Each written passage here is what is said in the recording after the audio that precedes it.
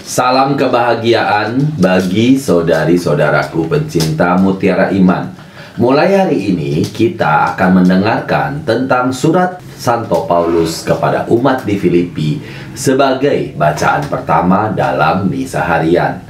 Oleh karena itu, kita hendak belajar bersama-sama tentang nasihat penting dari surat-surat Santo Paulus yang pendek.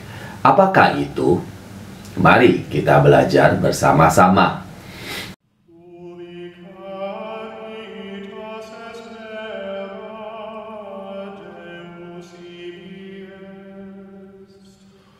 Kita memiliki di hadapan kita serangkaian surat yang sangat pendek ke berbagai gereja di dunia Yunani, komunitas non-Yahudi yang telah didirikan oleh Paulus atau rekan-rekan dekatnya. Masing-masing satu surat untuk orang-orang Kristen di Filipi dan Kolose, dan 2 surat ke Tesalonika. Sebagai penutup, kita akan pelajari surat pribadinya kepada Filemon.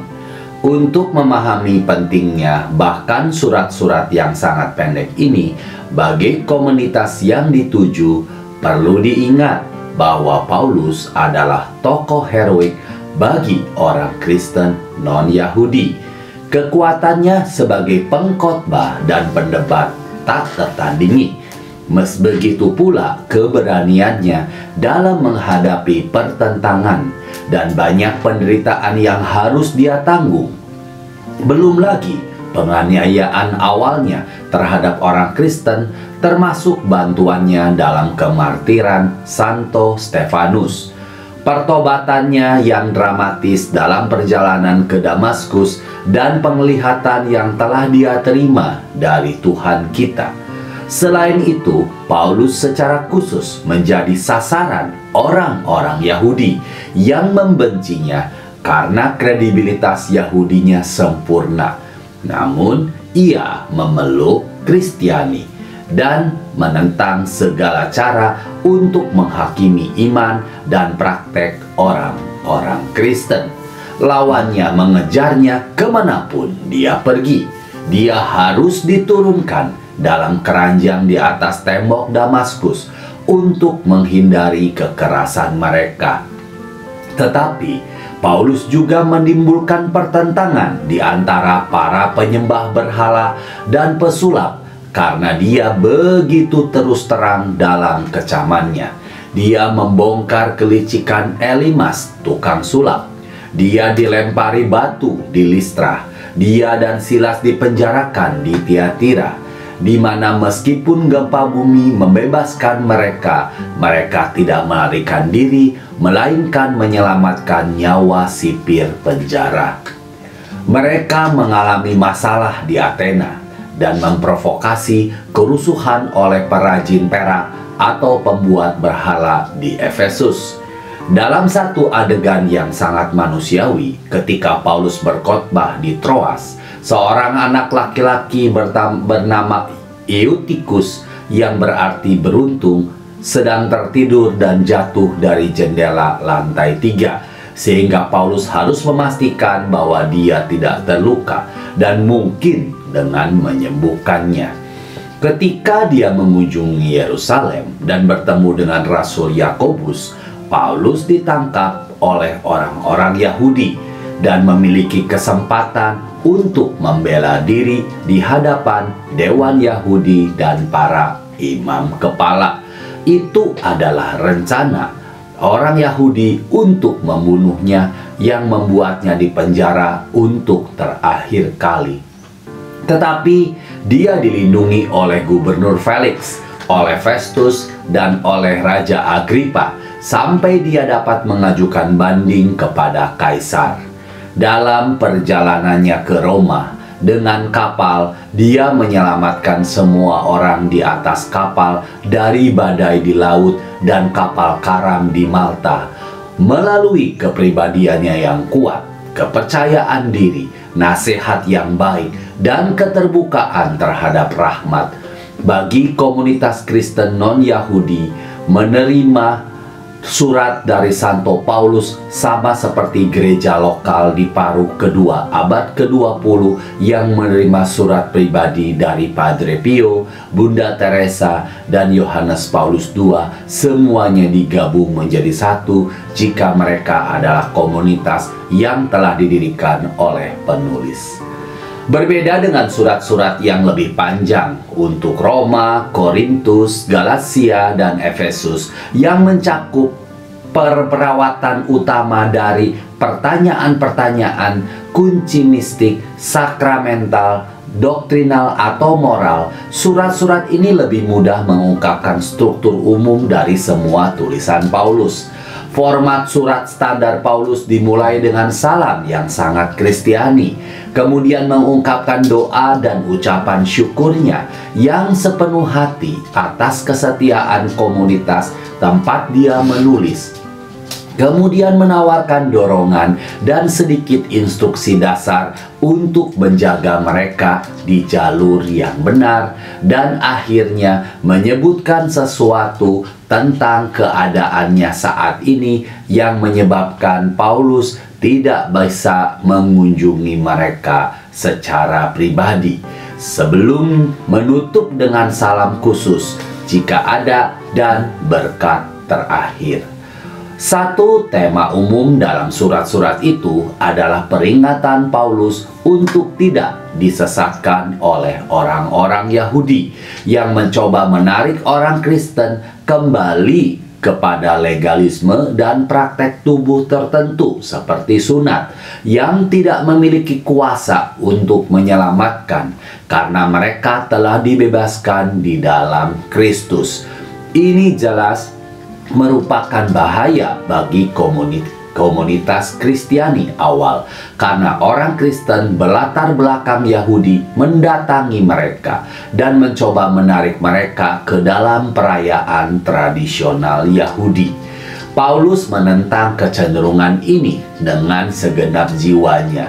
Biasanya desakan Paulus untuk melanjutkan hidup di dalam Kristus mengambil bentuk praktis dengan mengingatkan komunitas-komunitas ini tentang garis besar cara hidup mereka, kebutuhan akan kerendahan hati, pengampunan, belas kasih, dan pelayanan yang terus-menerus, dan kebutuhan mutlak bagi orang Kristen agar tekun dalam kemurnian seperti yang dicontohkan dengan menghindari semua dosa daging, terutama percabulan yang merajalela di antara orang kafir, dan sebaliknya hidup menurut roh yang telah mereka terima.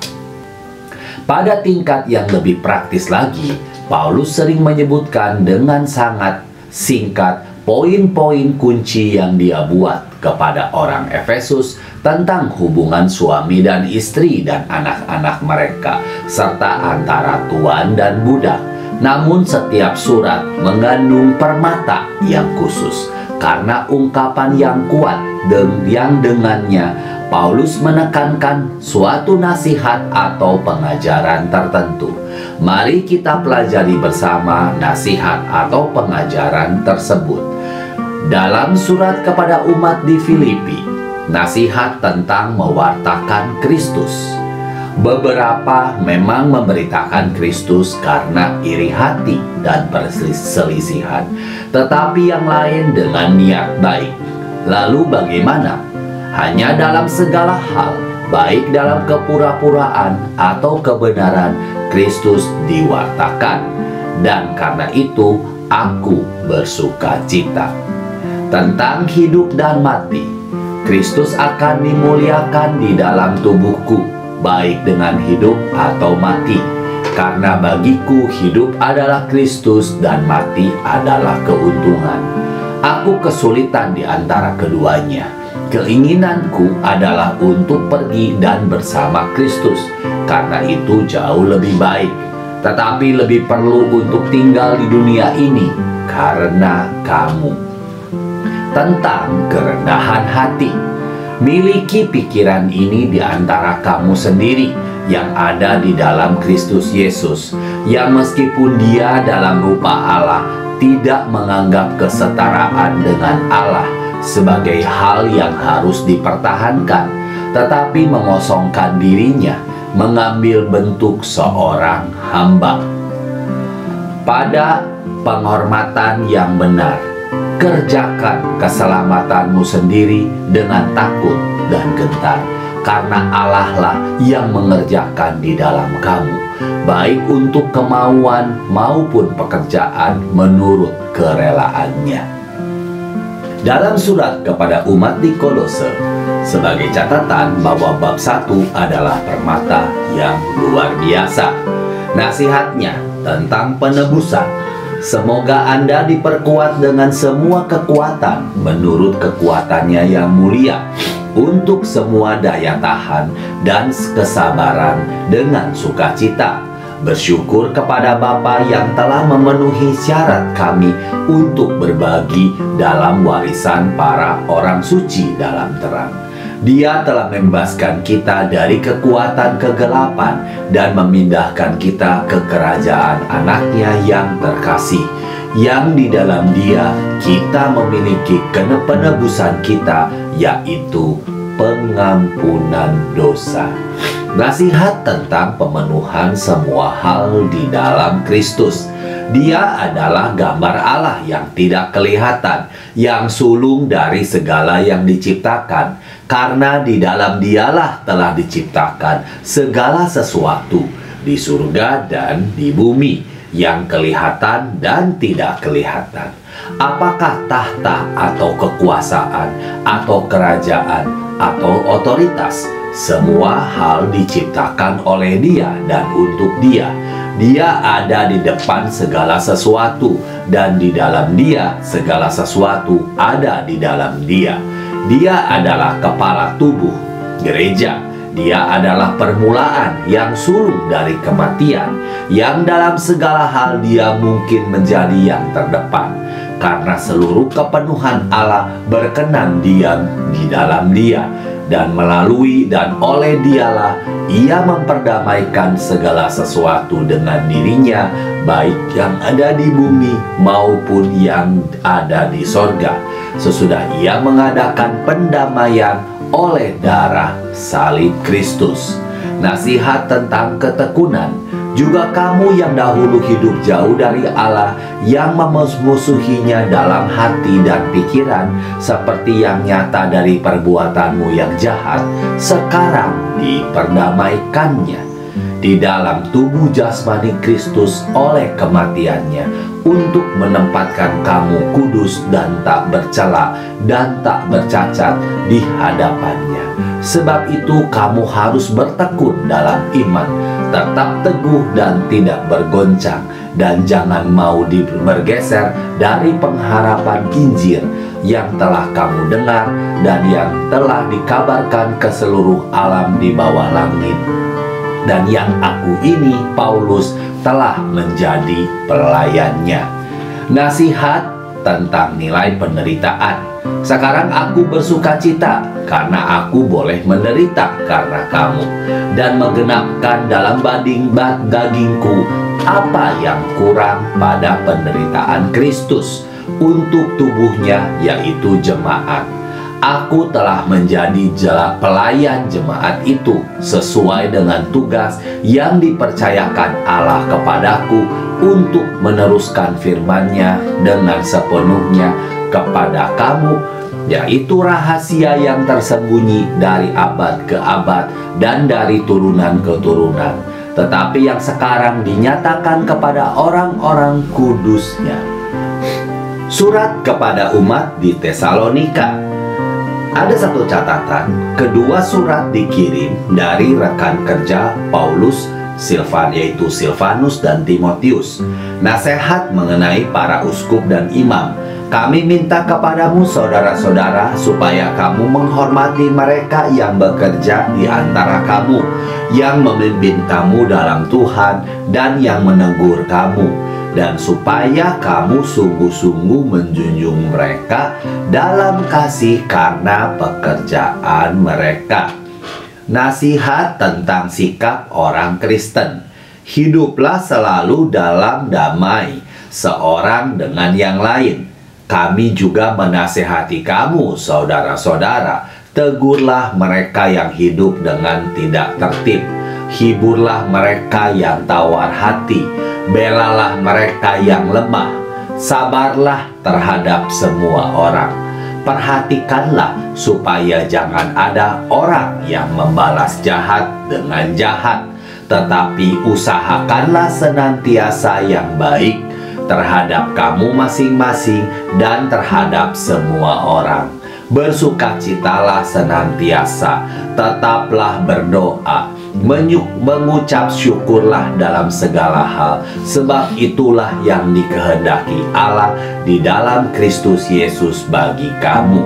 Janganlah padamkan roh dan janganlah anggap rendah nubuat-nubuat. Ujilah segala sesuatu dan peganglah yang baik. Jauhkanlah dirimu dari segala jenis kejahatan. Sementara nasihat dalam surat yang kedua kepada Tesalonika dengan asumsi keunggulan spiritual. Karena kami dengar bahwa ada orang yang tidak tertib hidupnya dan tidak bekerja, melainkan sibuk dengan hal-hal yang tidak berguna. Orang-orang yang demikian kami peringati dan nasihati dalam Tuhan Yesus Kristus, supaya mereka tetap tenang melakukan pekerjaannya dan dengan demikian makan makanannya sendiri. Dan kamu saudara-saudara, janganlah jemu-jemu berbuat apa yang baik.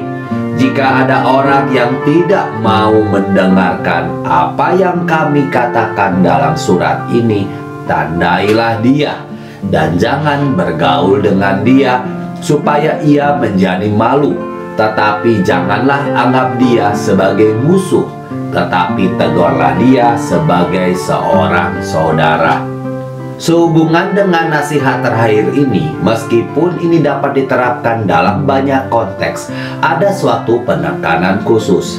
Orang Tesalonika tampaknya sangat prihatin tentang pertanyaan tentang kedatangan Kristus yang kedua kali dan penghakiman terakhir. Dan dalam dua surat inilah Santo Paulus menjelaskan sebagian besar dari sedikit yang kita ketahui tentang hal tersebut. Bagian terkenal ini adalah 1 Tesalonika 4 ayat 13-5-11 dan 2 Tesalonika 1 ayat 5-2-12. Paulus menyinggung tentang persamaan esensial kedatangan Tuhan bagi yang mati dan yang hidup, ketidakmampuan untuk mengetahui waktu akhir sebelumnya, dan akibatnya kebutuhan untuk hidup selalu di dalam Kristus.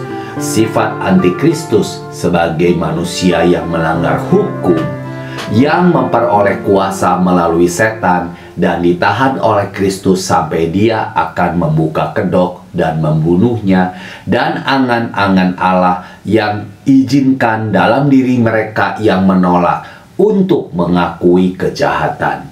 Jadi inti dari kutipan terakhir di atas adalah untuk memperingatkan mereka yang tidak akan menerima tanggung jawab sebagai orang Kristen yang benar, karena mereka selalu mengharapkan kedatangan Kristus dan dengan demikian berusaha untuk mengurus urusan orang lain.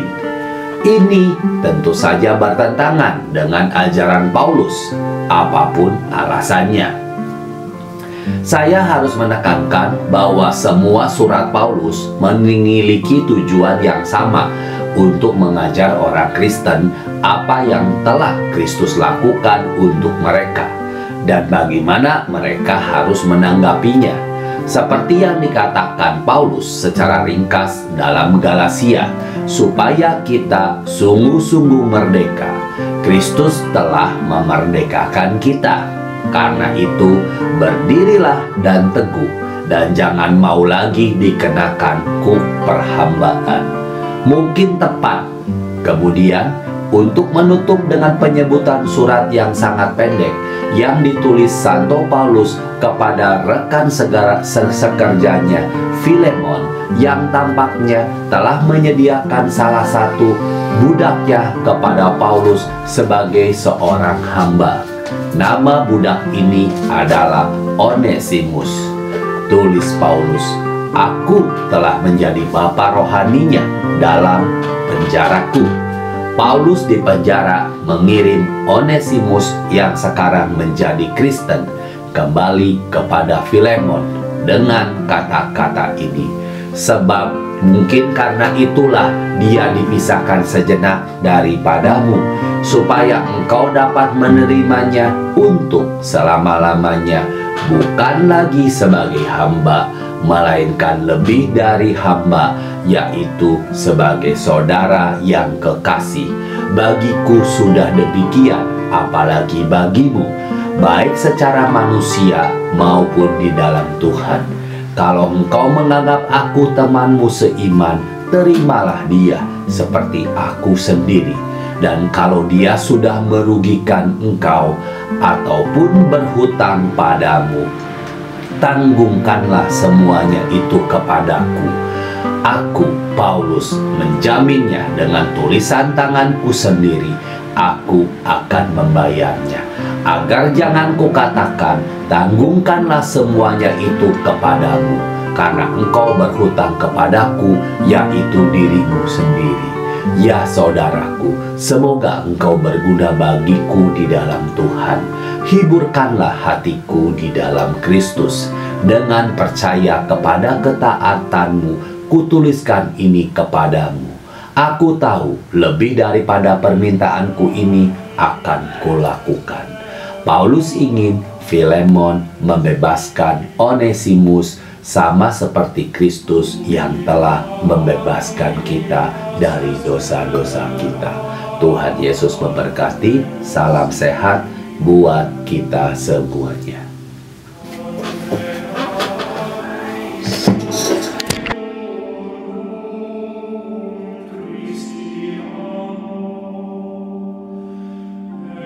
Will